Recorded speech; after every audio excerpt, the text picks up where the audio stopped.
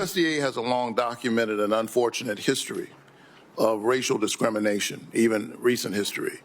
I was proud to have secured funding in the Inflation Reduction Act to provide financial assistance to farmers who had previously experienced discrimination at the hands of their USDA farm lending programs. This was a meaningful step in rebuilding trust. However, USDA still has a lot of work to do, and this will only be more difficult following the new administration's executive order aimed at rolling back all of this progress. I was proud Congress passed my legislation in 2021 to require USDA to create an equity commission. And the commission's final report provides an excellent roadmap for continuing this work.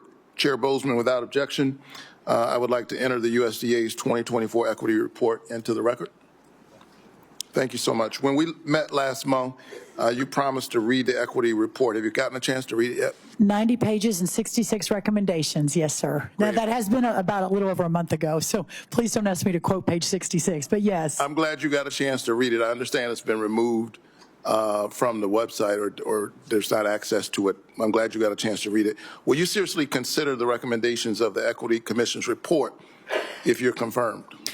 Senator, let me answer this way. I was really appreciative of the conversation. For me, more knowledge is always best.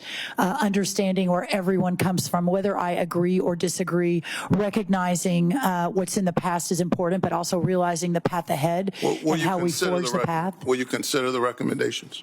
Sir, I will consider anything that's on the table. I think that's only fair. But I also, President Trump won on the concept of removing the diversity, equity, and inclusion, making sure that we are basing our decisions on merit, and I obviously support that 100% as well.